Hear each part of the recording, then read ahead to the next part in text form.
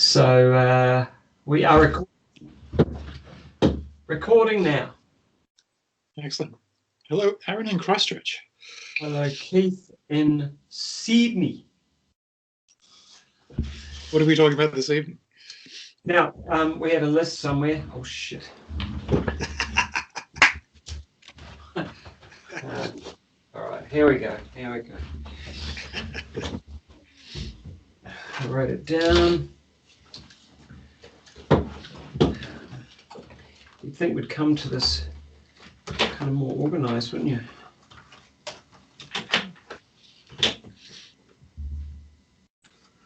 So we did it. It was the most boring piece of at cause values, and there are a whole bunch of others actually. Object referral. Yeah, at cause. So do you want to give a definition of at cause? Okay. So tonight we're going to have a crack at talking about at cause. And at cause is kind of loosely defined as taking responsibility for your own behaviors, thoughts, feelings, responses in any context, really. Does that sound about right? A good example would be someone who blames someone else for how they're feeling. That's you're the key one. Yeah, why not? So if I go, Keith, you really upset me just then. Am I being at cause? Am I operating at cause, Keith? So the definition of at cause is the opposite of what you just suggested, the opposite of the behavior you just did. Yeah. So at cause would be, I mean, this is big, and it exists all over the world. This is something that's fascinated me for a long time. I know that I've done it, and I've always wanted to be able to master this. The idea that someone else can create an emotion within me is fascinating, and I still have people who, I've had this discussion with a number of people, and I still have people saying they don't agree that people can cause me to experience an emotion. I find that fascinating. Well, it is interesting because, if you say something to me, anything, then you're the one who is, I mean, if I'm going to think about it, like if you say, Aaron, you're a dick, then I have to think, feel, experience what you just said to understand it. Yeah. And that happens extremely quickly. And then what I have to do is I have to make some meaning which is attributed with a feeling, with respect to what you just said about me. And so that happens so fast that I could be quite easily and confidently mistaken to think that you made me feel that really bad by calling me a dick.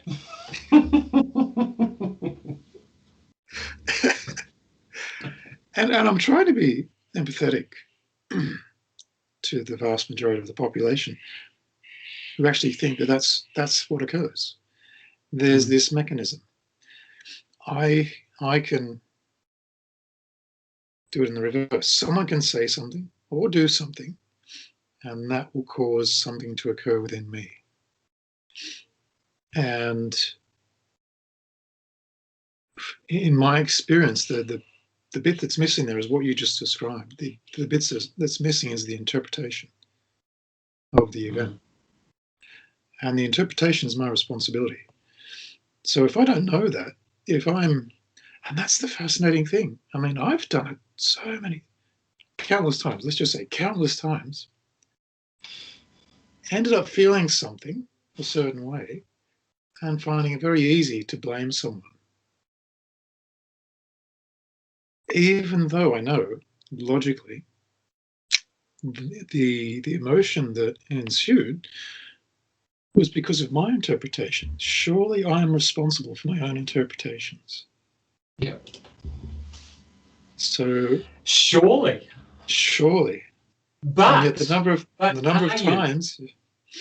But are you? Because I had this conversation with a friend of mine the other day, just yesterday actually, about free will. And free will is an it's a good conversation. You love that one, Keith.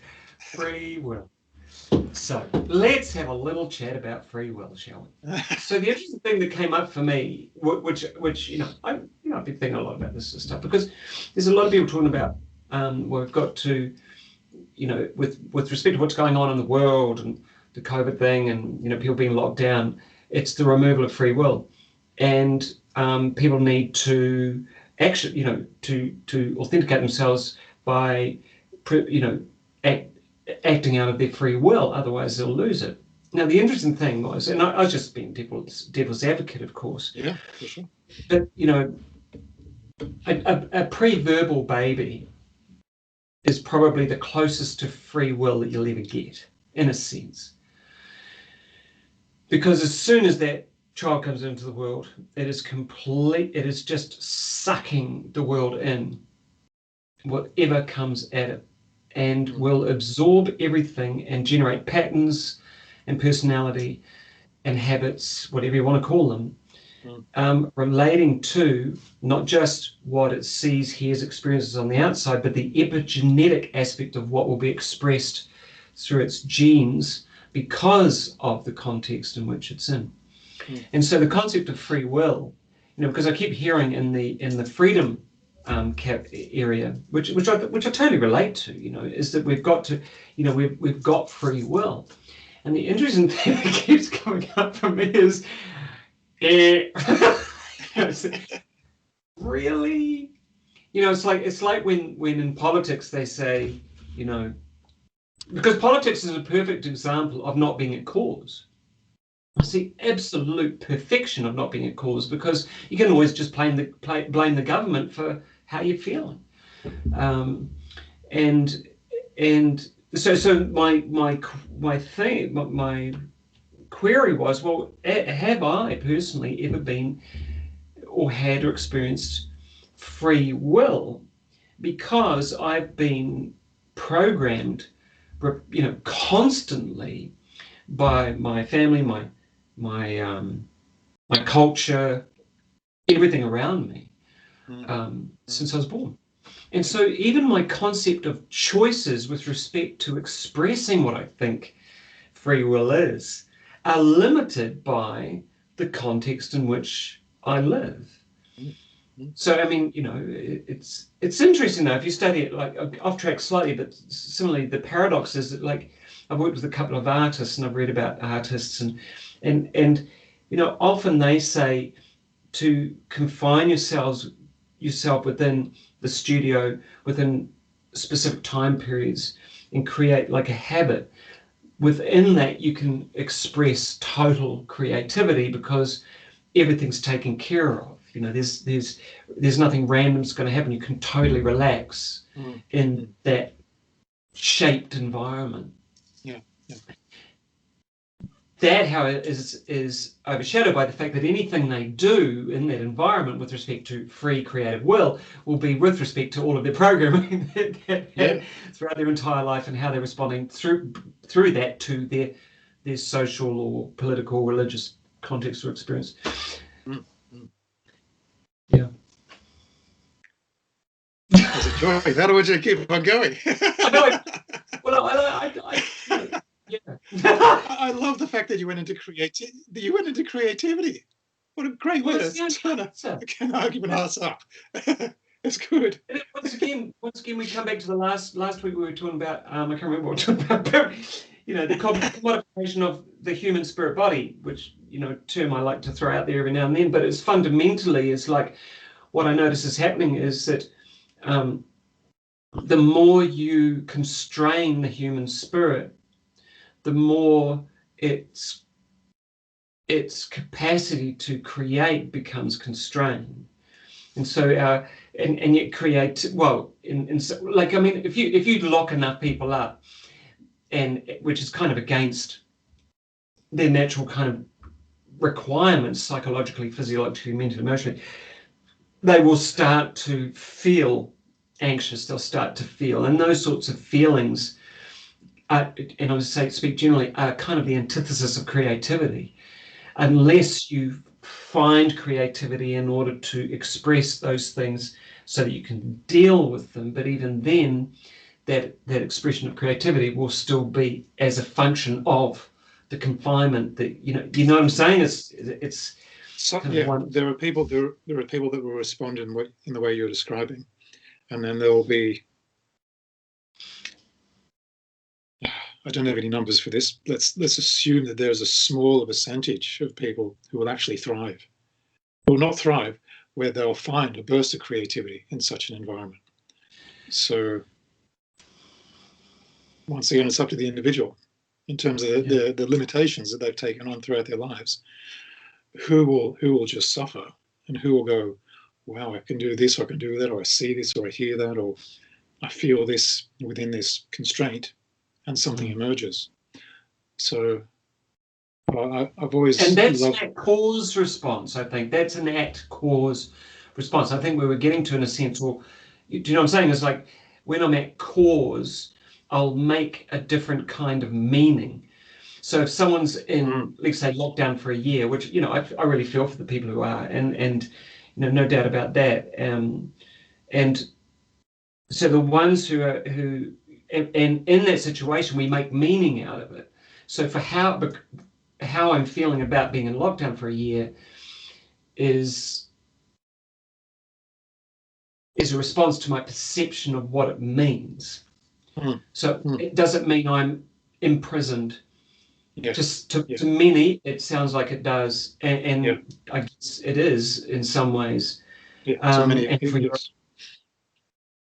someone will say, well, that means. Someone said, if you ever went to prison, like, what would you do? And I said, shit, I'd meditate all day, man. I'd be meditating, I'd be doing yoga, I'd be reading, I'd be writing, blah, blah, blah. God forbid that, but it's like, because I'd mean that there's, well, you're in confinement, you're in tight spaces, I'd build relationship kind of ways of relating so that I can survive, but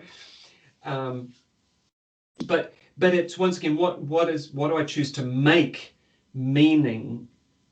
How do I make meaning from that?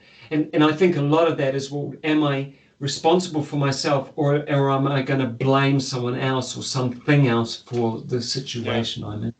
Yeah, I love the expression. Mind cannot be constrained. So the situation you're describing, being in lockdown and people feeling imprisoned, so that feeling is generated internally, whatever it is, whatever unpleasant feeling it is. So they're being imprisoned, and people will feel different types of unpleasantness, but that unpleasantness is inside. That unpleasantness is the mind going, how do we get out of this? If I can't physically get out of it, can I do it other ways? And if you're an individual that doesn't know that emotion is a communication, you'll just stay stuck in it. I'm feeling this. I'm feeling bored out of my brain. I'm feeling locked in. I'm feeling imprisoned. I'm feeling put upon. I'm feeling imposed upon, and just staying with that rather than going, well, okay, what's the feeling want? What's it communicating? So that would be a cause. And someone say, it's communicating the fact that it's pissed off. It's pissed off. It's had enough. It doesn't want to be here anymore. Yeah. Yeah. So what does Christoph want? No. Yeah. Well, see, the challenge there, I guess, is because you're going to get to a higher intention or a higher value or a value statement. Yeah. And the value would be, well, it wants freedom, Mm. for example. And then and then the person who's at cause will say, okay, well, I need to engage with some activity that feels freeing. And it might be writing, it might be painting, it might be, I don't know, it could be, when you're locked in a small apartment in the middle of New York, I'm not sure how many options you have, to be fair, TV over there must be just criminally offensive to the human creative mind. So imagine being locked in New York, and all you've got is a view of someone's concrete wall and CNN and Disney. Oh, God. The Mandalorian, the 20th time. Anyway, but fundamentally that would, if you're at cause, I'd put the TV on pause and learn how to draw human faces, maybe, or something like that. Or I'd write something about it, or I'd make up a story about it, or something like that. I guess it's because my personal values, and I'm sure we share many of them, are creativity, curiosity, those sorts of things.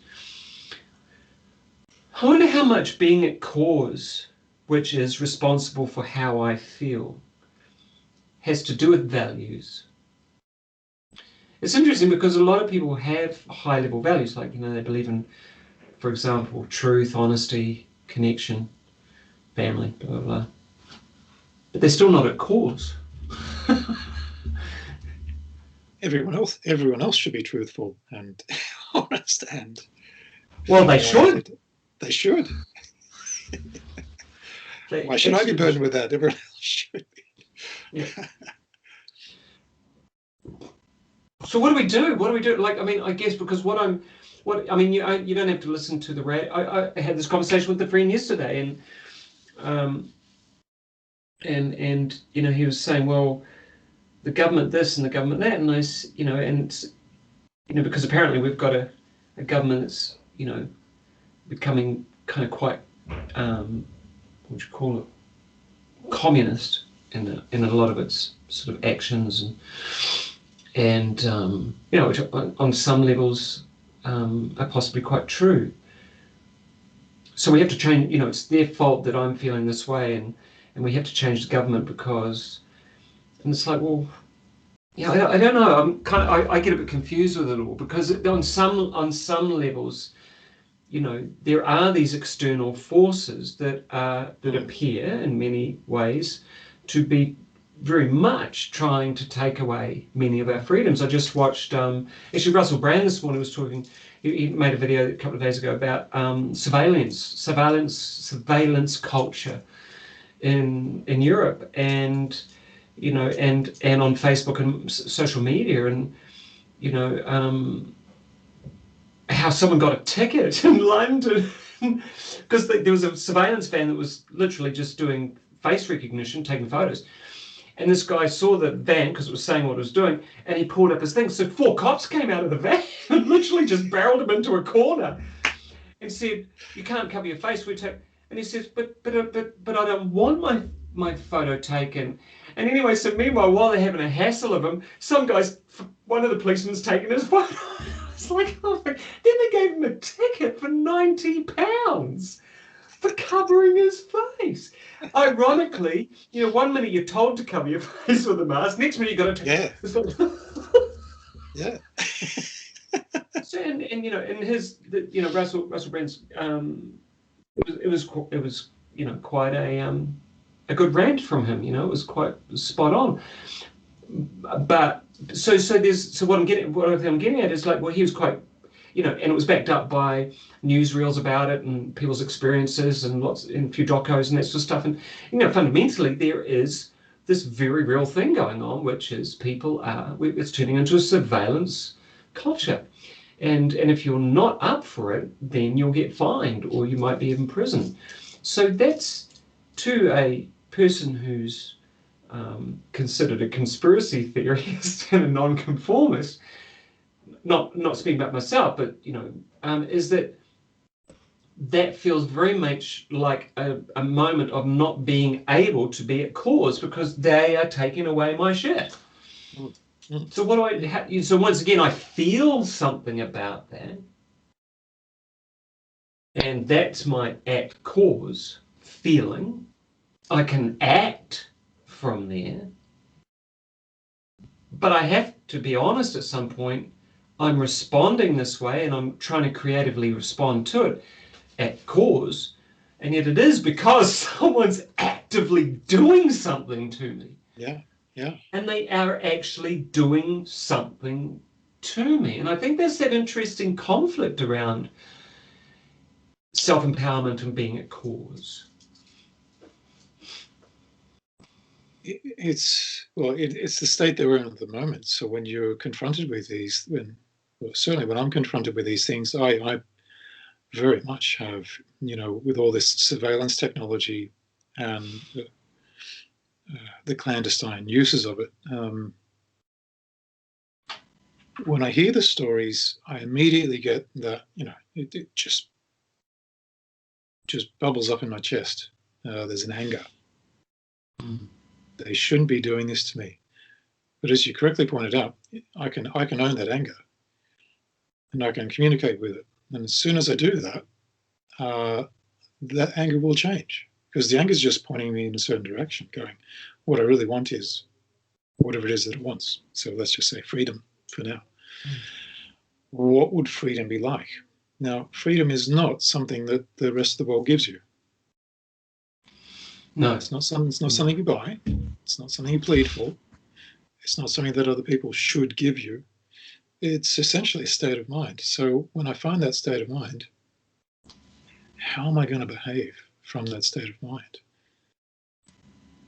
So people wanting to control others is nothing new. But it really, really helps when people give in and think that they are being controlled. So that's on that's at a lower logical level. That's at a small scale. This thing is happening that I really, really don't like, and it's okay not to like it. I then have a choice whether to stay within that unpleasant emotion or operate from its intention, its purpose. And at a higher logical level, what fascinates me is all of these technologies and the small groups of people using them are an emergent result of the different cultures around the world, but still the same things emerging from this different cultures. And what's emerging is we have this technology now. Why not control people? So it's not, once again, it's not an individual thing. It's not individuals thinking they have to control. These are emergent behaviors. You are exposed to something, and it gives you some leverage. It allows you to do something, and you're at a point of choice. How do I use this? How do I use this technology? How do I use this power? So it's not us and them. They are us. We are them. They're doing what they're doing because of the way we're all interacting. What they're doing is no different to what you and I could be doing. Like you said, I could call you a dick. How is it any different to someone wanting to take my photo and use it in their database? It's just a form of communication. I want to put you down. I want to make you feel, I can't make you feel bad, but there's an intention. I want you to feel bad. That at a small scale, you and I interacting, if we can actually interact in such a way to actually wish harm upon each other, how is that any different to someone with technology photographing and filming millions of people? That's where that came from. I making any sense? It's I think it's the macro. I mean, it's all humans doing human stuff. Yeah, exactly. And all of, like, for example, the people who let's say the people who are engineering and engaging in this surveillance technology and using the police and whatever, they are potentially doing it and using the reasons, which is to ensure safety and security for all, and yada yada. But that's kind of from that perspective of not being a cause. So their fear is, let's say they being the powers that be, this invisible bunch of whoever they are, but their fear is that we will get out of control, and we will act from a place of goodness knows what, maybe free will or whatever, and decide that it's way more important to move ourselves in their direction and try and take them over, rather than just get on with our day and create cool stuff, and have fun with our families and stuff. No, we actually want to collectively get together and ruin it all for them. It's like, that's what we want to do. I don't know, but if there wasn't surveillance technology, Keith, I'd be corralling everyone in my street to get together straight away and take over the street next door. Just take it. That's right. Because I don't like that street. Wreak havoc. Yes. Yeah. And they've got some cars that they've got Priuses in there, and I don't like Priuses. There's something about the word, Anyway, but it's like so it's kind of insane that we are such a group of people to be so frightened of, and yet there's nothing more there are many quotes about this from many people talking about, one of the greatest things to fear is someone with a creative mind, and a family to protect, something like that. Yeah. I know, but where are we going with this? Well, I'd like to stay with this for a bit, because you were talking to your friend about it. This idea of surveillance technology. It's within each of us. The potential that is within each of us. So I just want to repeat, it's not us and them, it's us. And they're just a mirror to us. If we had half a chance, we would control in what itty-bitty ways we could. And, I'll often refer back to the fact that we have a left and a right brain. These are neurological facts. If you anesthetize the right brain, or if you find someone who has had right brain damage, like a stroke or a physical accident, we know what for want of a better word, the personality of the left brain is, and it's controlling. It needs to manipulate. That's its job. It needs to find detail. Given half a chance, it will manipulate the world around it. That's what it wants to do. That's its job. The right brain, if you anesthetize the left brain, doesn't want to control anything. It's so fascinated in what's around and all the interconnections and how everything relates and where it fits in. What are the differences that are yet to be experienced? Because the left brain just wants to know the familiar. So difference is an enemy. And the right brain thrives on difference. So it's not us and them, it's us. If you lean too much to one side, you're going to get a lot of that behavior. So my fascination is, okay, so you've got this group of people going, well, oh no, our freedom's being taken away. Let's grab our big sticks and all join together in a huge group and destroy these technologies and beat up the people who are running them. But we're beating up ourselves, essentially. So if you take that group out, do you think it'll never happen again? Well, I think that's what came up. It was like there was the discussion. I had it's not just been with my friend, but the discussion also around. There was an interview on this website, Freedom Village. That's a great website. They're really pulling together to try and sort of have a conversation around. It's a new social media, and it's non-advertising and all these sorts of things. And it's basically people who are thinking outside the box generally and talking about all these things that are going on and in general from a very sound place. You know, they really care and they're worried and blah blah blah. The one of the interviewers was talking to a politician in London, and he was he was an educator for many years, and then he was in politics, and then he's decided to go for mayor. And good luck. But it was like, the thing that came up for me was, well, it's that whole thing around the structure that's holding everything together is inherently faulty.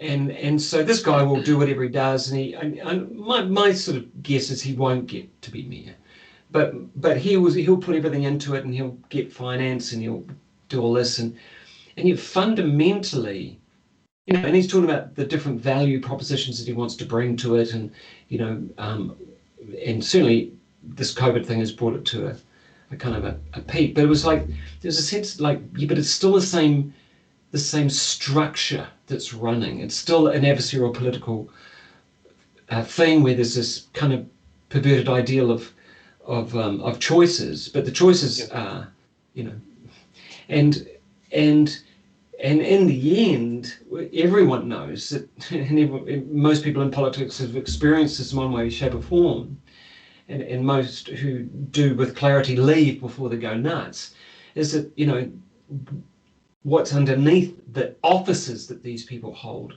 is the bureaucracy that holds this whole thing in place. And that's, it's run by people. It's you and me, people running it, but it's people who aren't at cause. It's people who aren't, it's always someone or something else's fault. And so we've got to do something about that. And I think it's really, and this guy's been interviewed, he was talking about his values, he's a Christian and all these different things, and which is fine, I guess, and yet a lot of people in these, I've noticed over the last 15, 20 years of watching all of this sort of thing, just, gearing up more and more, is that, most of the people who are speaking this way are Christians, and they refer to the Bible, and they refer to, certain biblical texts around, sovereignty and blah, blah, blah. And yet, in some ways I find that quite structurally interesting, because that we want our sovereignty, and yet we give a certain amount of our sovereignty over to a belief system that it's good. It's a good belief system. I mean, apparently, for a lot of people it works really well, but it's also, it's kind of had some problems over the last 2,000 years. We've got some rules. Well, I mean, there's only, fundamentally there's only 10, and they and I think, in all due respect, they seem to all make sense. It's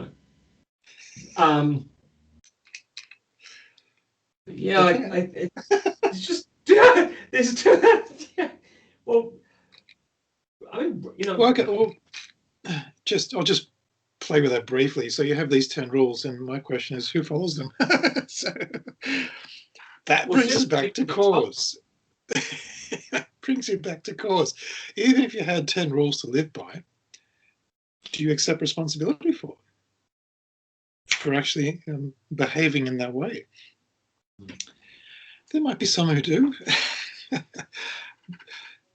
The thing is, and this is where we started at cause, where's the compelling? How does it become compelling for people to actually choose, at least to begin, this notion of taking responsibility for what goes on in their own thinking? It's easy. It's easy to take up arms and go and beat up someone who you think is trying to control you. But I wonder, have they actually, before they've even done that, have they actually gone inside and taken responsibility? Maybe not the best word, but have they gone inside and gone, right, okay, I've generated this. But then you need to ask the question, does anyone even recognize the fact that they generate these states? Well, I don't think so. Don't think so, Keith. I was just talking to someone today about it, and anxiety is a great example. You know, if you've been through some things, blah blah, you can suddenly be triggered into a visceral physical experience of hyperventilating and feeling anxious, like extremely anxious, without any idea why, other than the fact that, oh my God, this is happening around me. So that what's happening around me must be the cause of of this thing called anxiety. And to some degree, there's a truth in there. You know, if we know epigenetics, we know that, you know, the context I'm in and what's happening around me will cause some form of expression on a genetic level, which can cause physiological or mental emotional stuff. But because I can see let's be careful with the word cause. Okay. Well, yeah, but we are interpreting our environment. But we are, and I'll yet, if you don't know, and your lifelong hypnotic training to be a human being has not in any way, shape, or form told you that you are creating your inner experience from moment to moment, then why wouldn't you think that it's being done to? Absolutely. I completely agree with the notion that it is happening externally, that you can actually take on that idea. I did for most of my life. So I completely empathize. So where is the compelling nature to the invitation? You actually generate this internally. You know? Well, the compelling. Whether people are going to go, yeah, that's exciting. No. It's too hard. That's the other thing. You know, it's like removing labels from your life. Oh, you're such a dick. Instead of saying, you know, when you behave like that, I start feeling really uncomfortable. And I'm just going to leave you some space for a while, you know, or I'm just going to, you know, or do you want to talk about it? But oh my God, how many words did I just use instead of the 3 words, you're a dick? You know, which is easier. And if I can sit here and go, it's the government's fault, that's 4 words, as opposed to, man, when the government does that specific thing of standing up in front of everyone and talking to them, namely the Prime Minister, as I hear a lot of people saying, talking to everyone like they're a child in primary school, man, I start feeling really incensed. I start feeling really uncomfortable. I feel like I'm being talked down to. I feel like, and wait a minute, I'm not like that. I don't respond well. I don't respect that behavior. Well, how many words was that? Yeah. And there's more. Now that I feel that, what am I going to do with that? That's the thing. And what I've been holding on to for a little while here while we've been talking, because it was something that came up, was the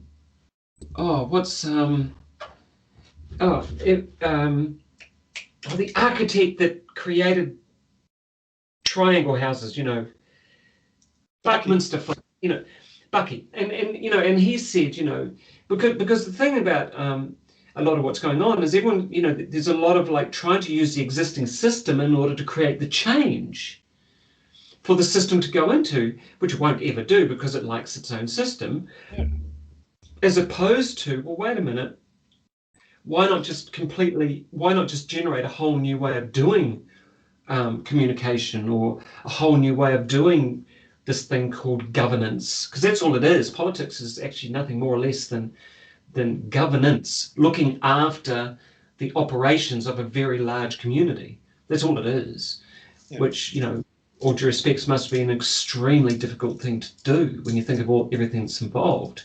So actually what they manage to do on a day-to-day basis is quite phenomenal, really.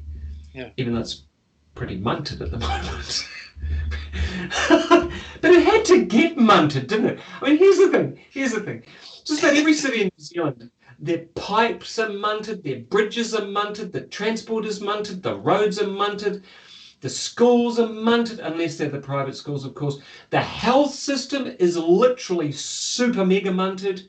You know, there's just so much muntedom out there, you know. Yeah. And we're in a first world country. You know.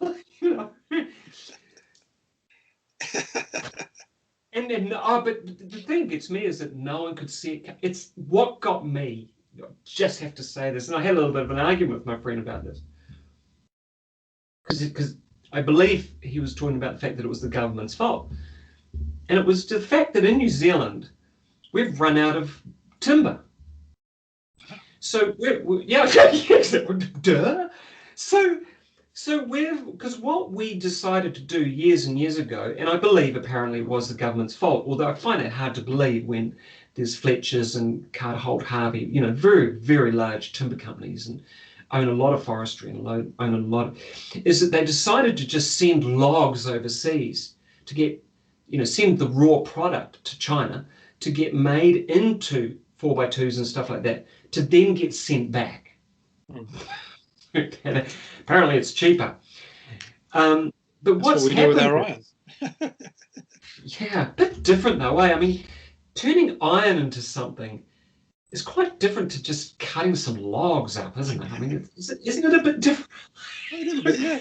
The process is just like, seriously, that's a bit. Apparently it was that, you know, and now we're struggling because there is not enough timber product in New Zealand to build all the houses that need to be built to deal with the fact that there's not enough houses for people to live in. Yeah. Yada, yada, yada. And no one could see it coming. You know, no one could see it coming. So there's these experts out there, you know, in companies, and I'm not blaming, but I am blaming. But it's like there's these experts out there that are in companies and their whole job is to work out, you know, timelines of productivity, timelines of product, when to plant the next 400,000 acres of trees so that 25 years later, you know, and no one saw this coming. No one thought about economic growth and growth of population. No one was looking at the, I'm sorry, I'm finding that. So they just sent logs to Japan and China. So seriously, just don't, seriously, but it's the government's fault because something to do with tax. Do you know what my personal feeling is? All of these things that get put down to government's fault is a lack of creativity on everyone's part. Yes. It's just an utter lack of curiosity and creativity on so many people's part. The people who work in these companies, the people who manage them, who own them, who work at the lowest level, dare I say, in government, to the highest level in government. All of these people just utterly lacking any creativity or curiosity around this thing called how life operates. You know, it's like there's a, I don't know, but I mean, God, so, you know, imagine if someone will say something about what I've just said, but oh, well, you do it then if you're so fucking smart. You know, it's well, that's fair enough. You do it then. I mean, we've got a bridge in Auckland that for the last 20 or 30 years, they've been saying, for the last 20 or 30 years, 40, 50 years ago, they clipped 2 bits on. So they were called the Nippon clip-ons. So they came from Japan and they clipped 2 lanes onto each side of the Auckland Harbour Bridge so you could double the traffic. Mm. And that's so long ago. It was a huge, big thing. And since then, they've been going, you know, at some point, we're going to have to add another bridge. Or a tunnel, or, you know. So for the last 40 years, well, we really should. And someone goes, oh, nah, but I only get elected for 3 years, so I'm not sure I should really, you know, I don't really want to be responsible. You know, no legacy thinking, eh? No legacy thinking. Yeah. So one positive thing about a communist government, they have a legacy of communism. They go, well, you know, it's just communism from here on in. Forever. Bloody like, let's just back it up. Yeah. And I'd just like to point out that I don't believe in political affiliations. So I'm not a communist. I'm not a Marxist. I'm not a, I don't have any interest in these things. Yeah, you would though if you couldn't vote. You would though if you were told what to do every day and you're locked up if you, well, you do get locked up if you, it's, but yeah, anyway. I won't mention names, but I was talking to a couple of people over the last few days. They're involved in something that's happening all around the world. Has been happening for a long time. Trying to develop a community that's sort of Mother Earth focused. Trying to get away from the present system, the present structure. You know the idea. All these communities that are trying to start up, hopefully with the same sort of goals in mind, the same sort of values. And I've lived in that in my imagination for all of my adult life. I've always wanted a bit to be in and belong to one of these communities. Obviously, I never ventured into them because none of them satisfied, for me, the criteria of being a bottom-up approach. I was always concerned that inevitably, even with the best of intentions, they become a top-down approach. These are the rules we're going to follow if you want to be a part of this community. And it was always a red flag for me. No, that's where we are. You're just making it into a little. You're just doing it on a little plot of ground, land somewhere. You're doing exactly the same thing. Where's the emergent? Where's the emergent part of the community? Rather than saying this is the way it's going to be, how are we going to let it evolve?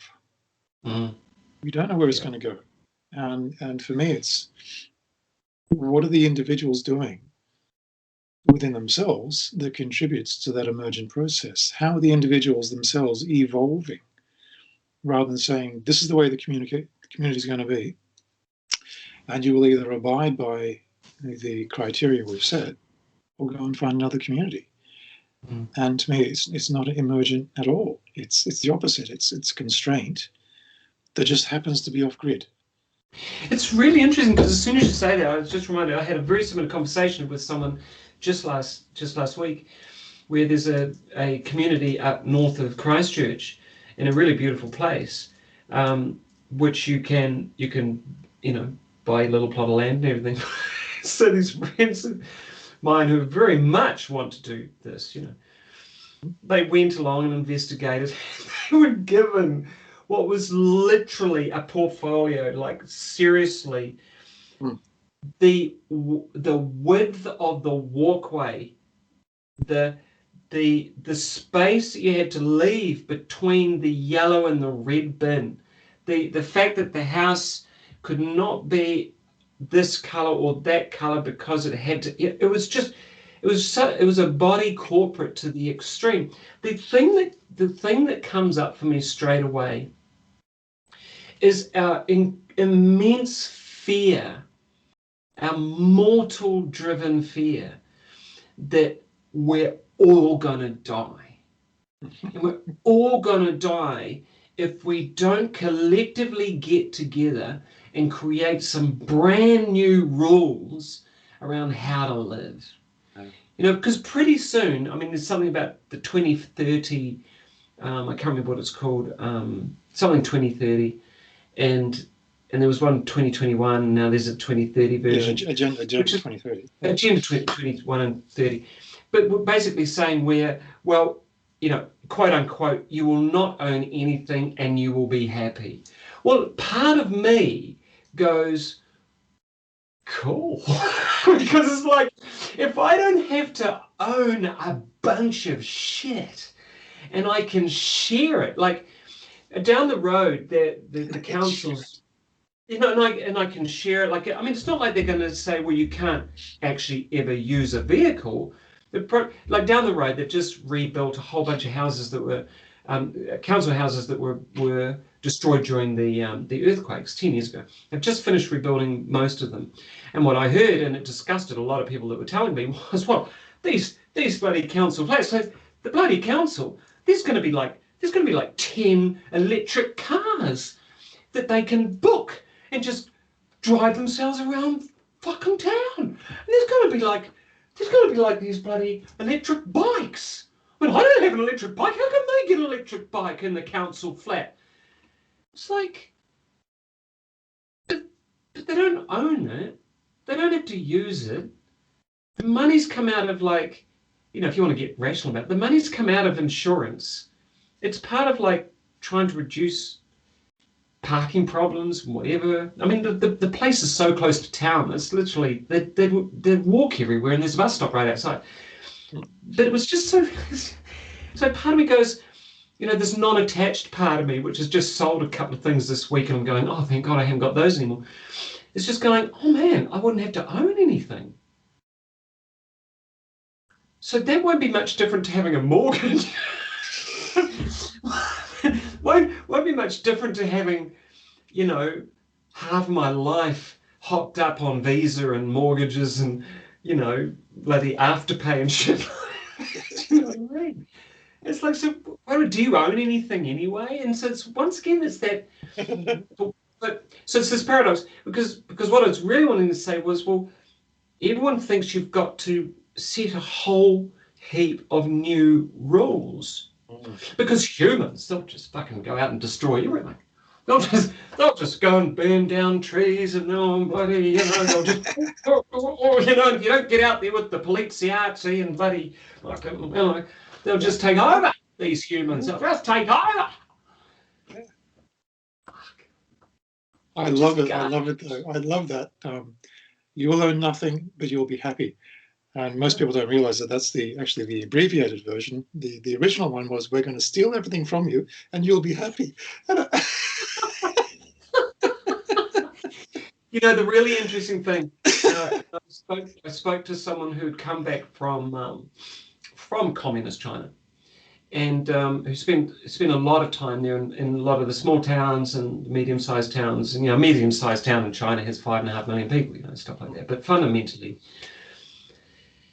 and he said, there's poverty there. There's this stupid amount of new billionaires. There's a billion people who are just, But he said he'd never been in an environment where he'd honestly met so many happy people. Where people are just happy because they feel like they've got something meaningful to do. They've got meaningful lives. Their family, they just want to look after their family and get together when they've got time off and stuff like that. They work extremely hard, yada, yada. It's a generalization, of course. But I think, as is all interpretation or perception, but, and once again, I'm not advocating communism. But, we'll steal it off you and you'll be happy. Sounds a lot like communism. You will be happy. You will be happy. You notice a lack of choice there. Is there a drug for that? Is there an injection for that? Or does that mean I get the unhappiness vaccine, which means I can't get unhappy? Yes, absolutely. Yeah, 1984, eh? No, what is it? Brave New World. Brave New World. It's in the water. Yeah. So I was chatting to these two people, and I'm still going through my head. This still sounds like top-down, like a top-down approach. Even though I want to belong, I want to contribute.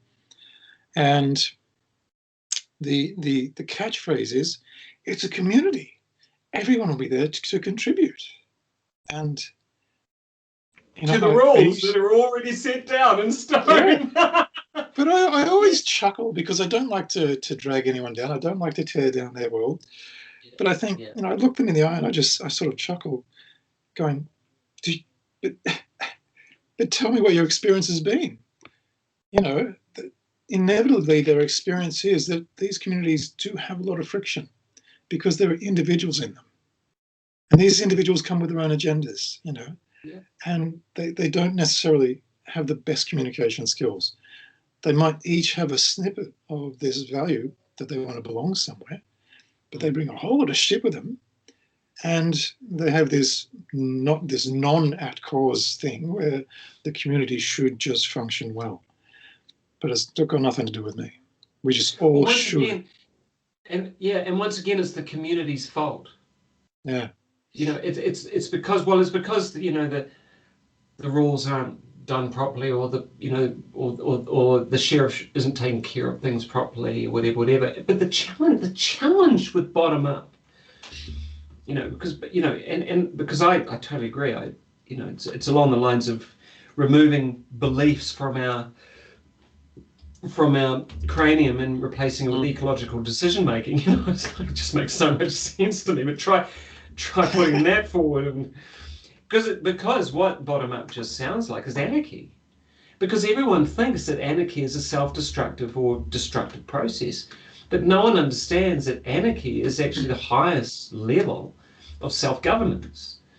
And self-governance is where you connect with each other, knowing that you all share the same values, and you get together and you progressively, ecologically, and what was the word? Regeneratively. No, what was the word you were using before? Regeneratively generate new ways of doing things. Yeah. And allow the system to evolve itself. Oh, God forbid, because everything will just... but it's huge. Do you know what would happen? People would plant trees everywhere, and you can't have that. I got to tell you this piece of research came out of the university the other day. Piece of research, been working on this for years, mate. Piece of research came out that if you plant pockets of native bush and trees, randomly or in the right places in your farm, it actually increases the ecology of your farm. They needed to do a research project on that. They needed to research. They didn't. Do you know what I mean? Was that in New Zealand? New Zealand piece of research. Oh, well, what we noticed was... What's that? We had one here. So in the grain belt, it's quite flat land. Yeah. And the soil is really rich. They needed to do a research project to see if a few gum trees would attract koala bears back. Oh, God. Well, no, that's interesting, because what they found that was when they put in native bush into these places, native birds came back. And when the native birds came back, there was insects and there was fungi. Oh my God, that's incredible. It's like Narnia. It was like walking through the fucking wardrobe and coming to Narnia. Like, oh my God. And I could just imagine, the funding that went into that piece of research. That's why I loved some of these older guys like Victor Schauberger, Steiner, all these guys who actually just sat down and observed nature for half their life. They just sat down in the bush and observed what the hell was going on, wrote about it, and said, listen, seriously, you should really try doing this shit here, because it seems to work quite well for fish, being in water, clean water. Fish like it, apparently. They don't like cow poo in the water. They just like fresh water. I thought it was hilarious. So you chopped down all the trees and you thought maybe bringing some back would be a good idea. And you needed a research grant to come. Oh, no, you do. And you need a lot of people, and you needed to do a PhD on it as well, because all due respect, I mean, this is terrible, because it sounds like I'm taking the piss. In some ways, I think I am. I would imagine that it just seems that the insanity that we've gotten to, there's something about a dictatorship, Here you go again. Well, it's just fascinating, because we keep talking about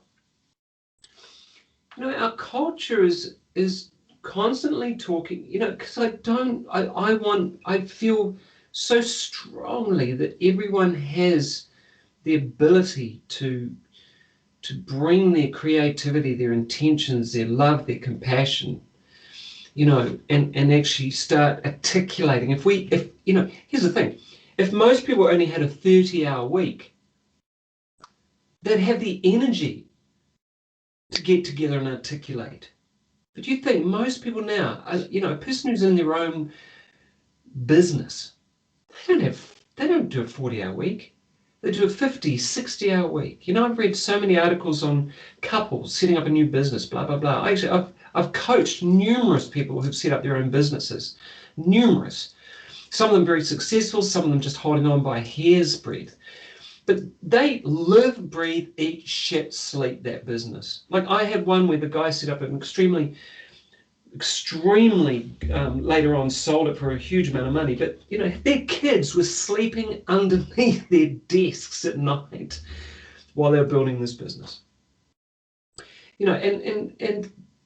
But so the only thing they have to focus on is the survival of this thing that hopefully, and in some cases, the very, very small percentage of companies that it actually works well, they'll go forward. I mean, but do most people have the time, the space, the leftover energy and focus to actually think about what's going on, know how to articulate what's going on, actually understand the concept of being at cause and owning their own emotional state about how they feel about what's going on? Because once we do that, we can then find our true power, then articulating what they want to do collectively around that, which won't be, in many cases, I think, utilizing the same structure or the same system. Because the physiology at the cause, the true nature of our spiritual human, meat sack physiology is that it doesn't operate the way the commercial world, political world works. It just doesn't. It works on a completely different, holistic, organic, concerned, collective way. And the 1 or 2 or the 0.1 or 0.01% or 2 who are the ones who disrupt and maybe go out and we're all just the number of things on TV at the moment, on Netflix or whatever, that it's just all about murders. It's just about people murdering and trying to find the murderer, or all these insane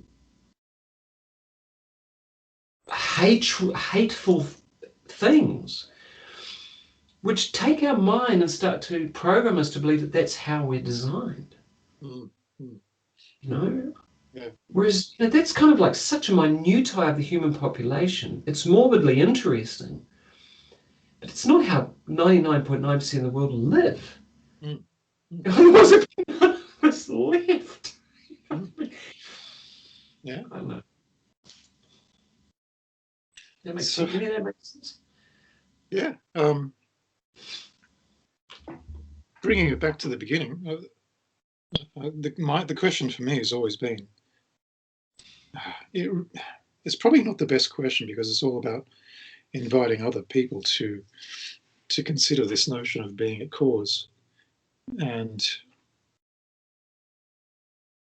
finding that freedom within. But if I'm not doing it, if I'm not an exemplar, I certainly don't expect anyone else to do it. No. And it's been a fascination of mine.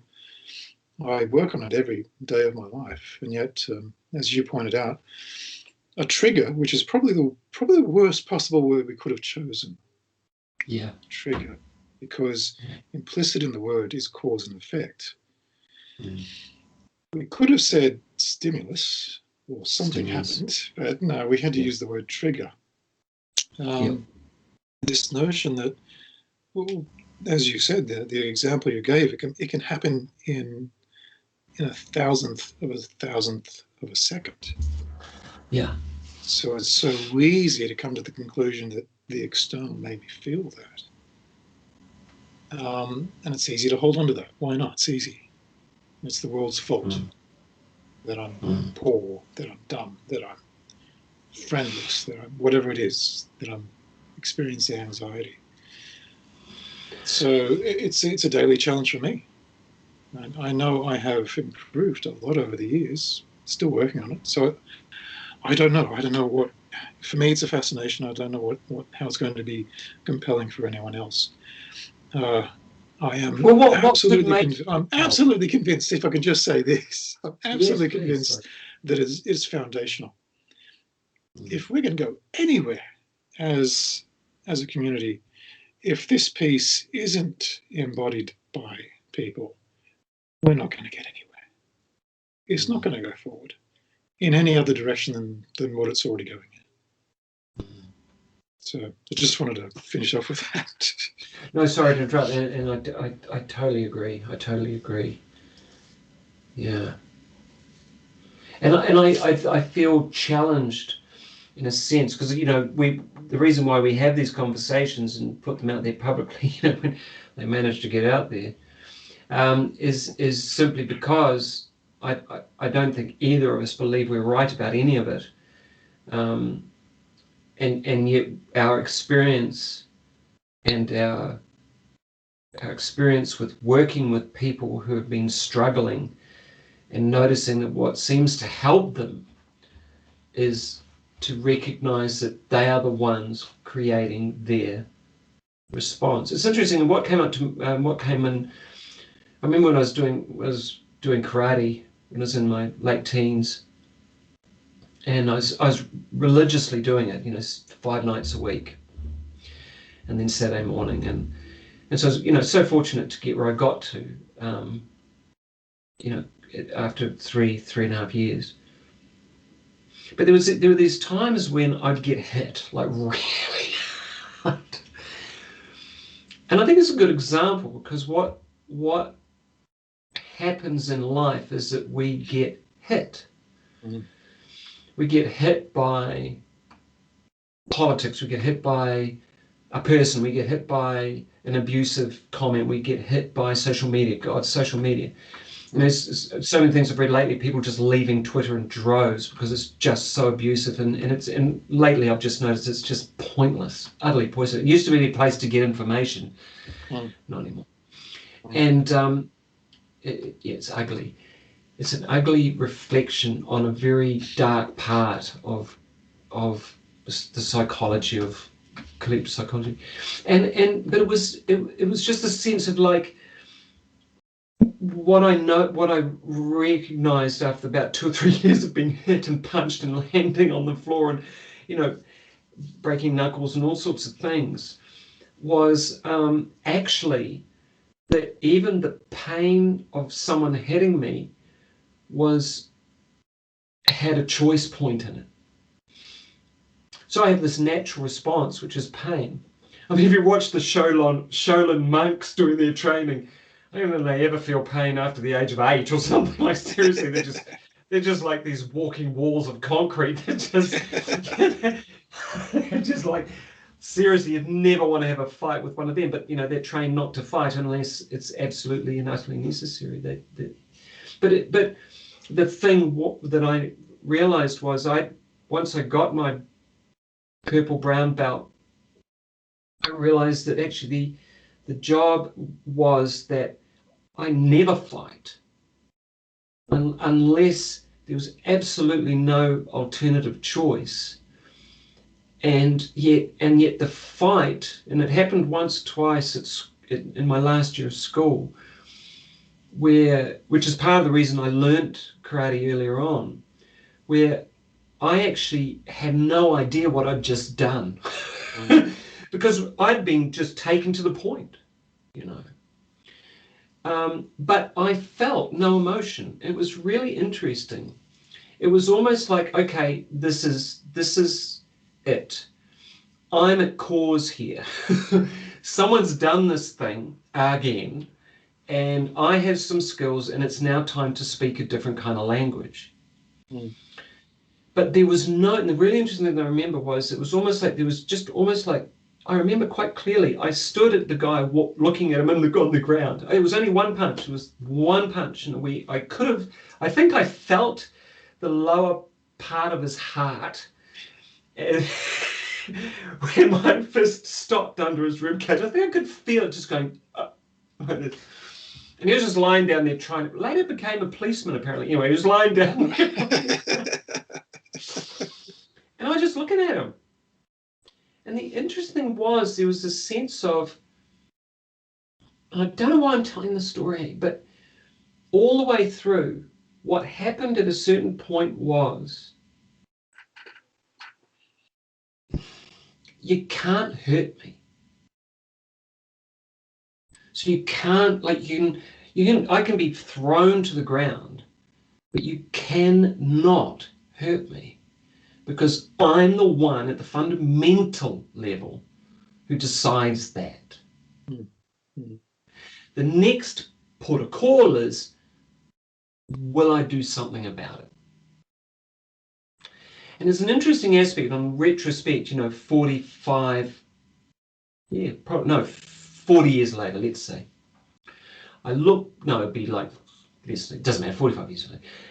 I look back and I go, interesting. It's almost like there was like, when I finally hit this guy, it was so clean, it was so fast, it was so immediate, there was no thought, there was no emotion, it was just something has to be done for the sake of everyone in this moment. And I think, that's an interesting, and that was a development. It was like if I went down the system I should have done, which was being at school, you don't hit, you don't do this, you just play along and you end up being bullied and because that's just where I was and that's where he was and this is how the game is played. And if I just keep doing that, which is I just vote for green or I vote for blah, blah, I just keep playing this. But what happened, and it changed our whole relationship after that. We actually, we communicated better after that. There was a sense of respect. It wasn't that he bowed down. It was just like, okay, he knows that I now have boundaries. I know that he's 2 feet taller than me. But there was a new communication level that had respect involved in it. Am I making any sense here? I don't know. But it was generative. Yeah. And it came out of, though, in my personal understanding, looking back, came out of an awareness that at a very deeply unconscious level that I'm at cause. I can't be hurt. I have to, however, act. And I think that's a distinction because I feel that there are so many people feeling so hurt at the moment by this, whatever it might be out there in the world, and acting from there. Yeah, acting from the hurt. Acting from the hurt, acting from the injustice, acting from the and who am I to say whether that's right or wrong? I don't know. I don't think there is a right or wrong. I just wonder with respect to, Gandhi's a great example. He acted from the injustice, but he acted from it in a completely different way. Some, cynics out there say as well, just because he didn't have his own army, or any guns at the time. Horrible thing to say, but fundamentally, I don't know. What tipped my balance the other day was I was watching Netflix and we were watching one of the DC movies with Batman, Superman, blah blah blah, all these guys in it, and blah blah. And it was the new one that's been remade. And it's three hours long, man. It's like, I didn't realize we're halfway through. So, geez, when does this end? But the fundamental thing of it was a whole bunch of guys in really weird clothing, often with their undies on the outside, wearing capes, beating each other up. That's all it was. Just a bunch. And then at the end, another new guy came along with a nicer cape with more technological advances so he could seriously, how far does this go? And in the end, he's just going to end up beating up the bad guys. It's like, well, who cares? Who cares anymore? It's just a bunch of, and they're all gorgeous. They're all funny. They're all very, but it's like, once again, they're guys with their underpants on the outside, wearing capes, beating each other up. It's like, it's just the same old, isn't it? There's nothing that differentiates that from going to the pub, getting pissed and beating someone up. Yeah. It's just nothing. Yeah.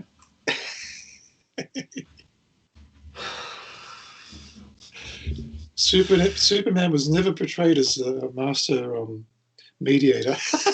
He had strong No. muscles. Yeah, and he was an alien. I mean, that's the other thing. Once again, it's almost like, we're going to be saved by these super heroic, self-indulgent narcissists who dress like, what's wrong with them? I mean, it's all good if you're going to some kind of nightclub and you want to.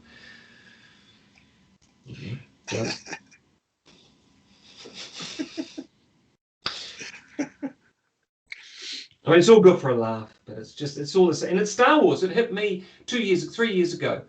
I mean, it's just Star Wars. It's wars. It's just more war. It's war, but it's in the stars. Great tech. When the first battleship came over when I was only about 8 years old, oh my God, blew my frickin' mind. Yeah. Best thing I've ever seen in my life. Still some of the best thing I've ever seen in my life. But yeah, it's cowboys and Indians in space. Yeah, they try to justify it, saying that underlying is a mythology that we can all learn from. Yeah. I don't know. Clint Eastwood would agree with that. Clint Eastwood was all about mythology when he did Dirty Harry, wasn't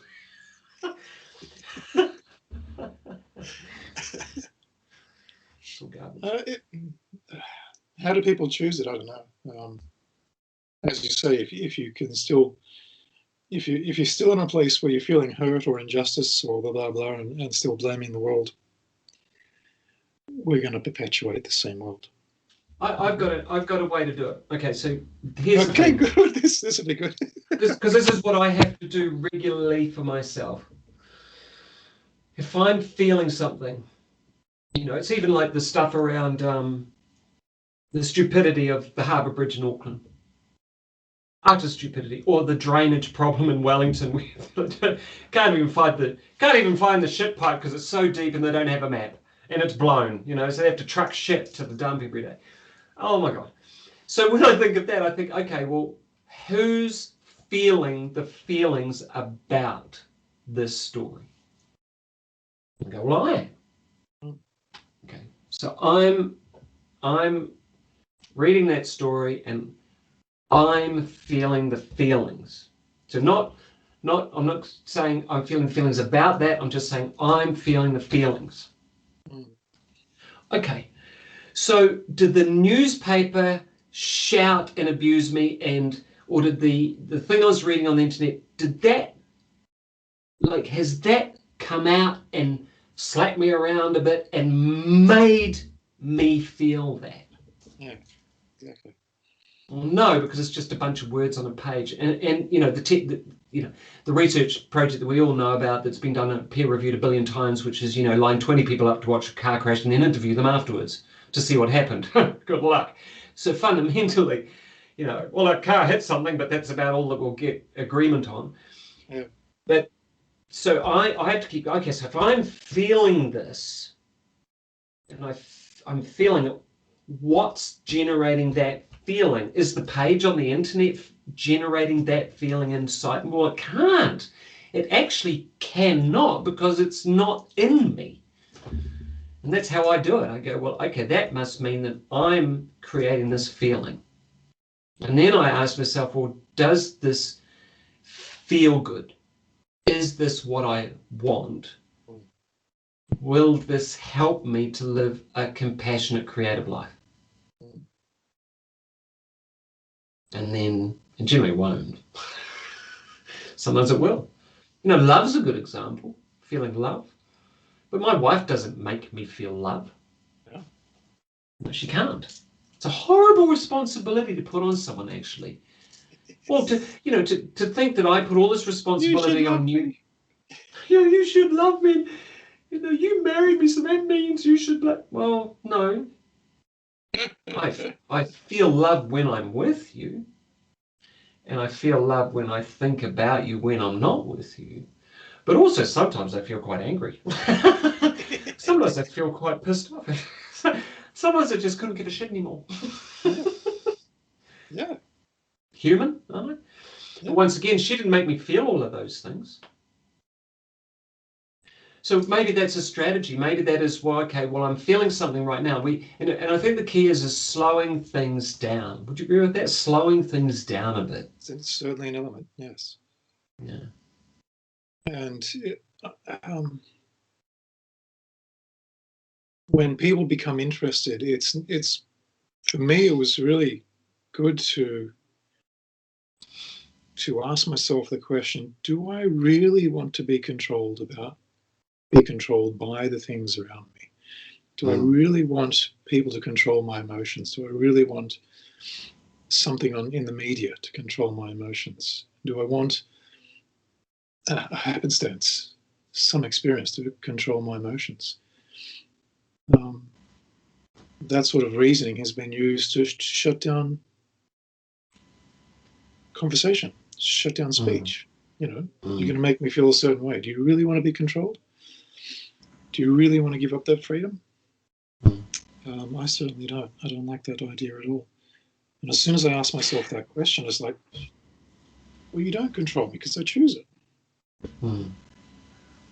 Even if it's an unconscious level. Most of the time it's unconscious. But at least I become aware of it. That's at a conscious level. It's in my body. It's interesting because I just retract back to when we were talking about the surveillance society.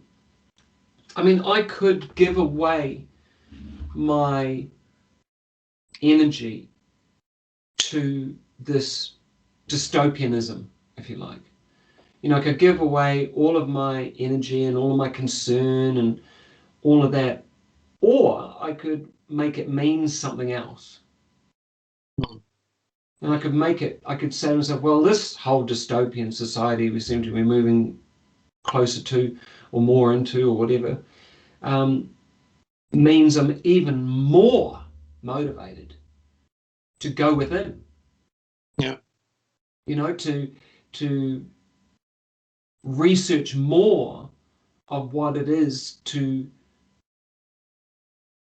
for want of a better way of phrasing it, be a truly realized person. To actualize my spiritual capacities, to actualize my communication capacities, because it doesn't need to mean that I'm going to be locked up, I'm going to have all my freedoms removed. It could actually mean that I feel even more free and able to take control of my life and enjoy the wonderful things that do surround me. Now, obviously, that's challenging when you're locked down in the middle of Manhattan or whatever, and there's 8 million people around you. But it's still possible. This lockdown I'm in can mean I'm going to just die here of misery, or it can mean that I'm even more inspired to change the way I think about things, to investigate. And I guess that's one aspect about the web, is that we can actually still talk to each other. We can actually have these kinds of conversations, albeit they're not, body to body, but there's still, there can still be a meaningful connection. It's interesting. I've worked with some people I do so much work online at the moment with people. And when I'm working with people, I muscle test, do muscle testing.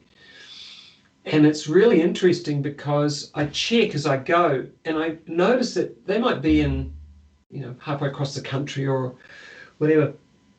And I check in about my muscle test. And it's really interesting because it's usually spot on. There's people who've been doing this sort of thing, where they muscle test for someone who's kilometers away, or they do what's called remote healing, or they do whatever. So this concept that, that we are disconnected, even at distance, is quite illusory. And I love the research where they split the plant in half, and they took one to Europe and left the other one in Washington or something, and they started torturing the half that was in Europe, and the one in Washington started freaking out. They started burning it, like burning this plant, and it might have even been in a different state, I can't remember, but they cut it in half and they started torturing the other half. Yeah. And it was, I think Sheldrake talks about it in one of his talks. I digress. But, yeah. Once again, it's really interesting. If we're told something about what, for example, separation means and what can happen because of it, how many of us, through no fault of our own, choose to believe that that's the truth? As opposed to going, well, that's an interesting idea, but for me, it actually means I'm even closer to myself and those I love, and I'm even closer and more actively pursuing relationship, regardless of the distance or the ability to connect on a face-to-face level. You know, it's that beautiful thing about the flexibility of the neurology of the brain, the plasticity, is that it can actually make meaning out of just about anything. If you build enough intention behind it, we can make this whole dystopian thing mean something quite amazing. And maybe, what if it was this? What if this separation that we're having physically there, lockdown, is actually an unconscious, highly spiritual move to make us all connect on a much deeper psycho-spiritual level, because we can't connect. So we've actually got to build a much stronger psycho-spiritual connection. Why not? I mean, what do you got to lose? Yeah? I mean, I can close my eyes and I can imagine being part of this collective, of a massive collective of people circling the earth. And I can imagine just connecting with them all on a psycho-spiritual level and just bringing light from the universe and projecting it into the earth. And I can do that while I'm talking to you. Does that mean it doesn't happen? Does that mean it's not happening? Does that mean it might happen? Does that mean it can happen? Does that mean it is happening all the time? Because there are people meditating 24/7 all around the world. Did you know, in India, there's at least 15,000 Brahmin boys from the ages of 8 to 15 who are in constant meditation. 15,000 minimum of them. That's the square root of 1% of the population of the world is constantly doing deep meditation. Constantly. Now, Brahmin boys, simply because they have a hierarchy, all that sort of stuff, but also they've been taught this meditation by mouth alone. So it's all through chants. So that energy, just one form of meditation, one group of meditators is doing that all the time. That's pretty cool. And they're doing it because they've always believed for the last 5,000, 10,000 years that it's absolutely essential to do it. Yeah, exactly. Now go and eat your rice, then into that little room with the other 15,000 and just fucking close your eyes and do as you're told. Meditate. Imagine 15,000 boys going.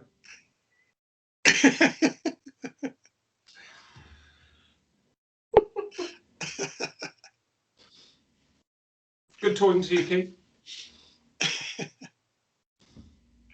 I'm thinking about free will, anyway. I think let's bring it up again. I've actually got to go, but I mean, let's bring it up again. I'll write it down on my list. Free will. Free will. I think it's so important because I think there are many, for me anyway, there are a lot of queries around how do we know, how do we even know with respect to our consciousness programming from the moment we're even, like I've regressed enough people into the womb to know that it starts before you take your first breath. I seriously, it's like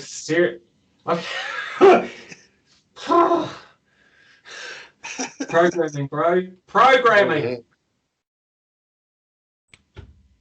It'll be a good discussion. Will be next time. 3, 2, 1.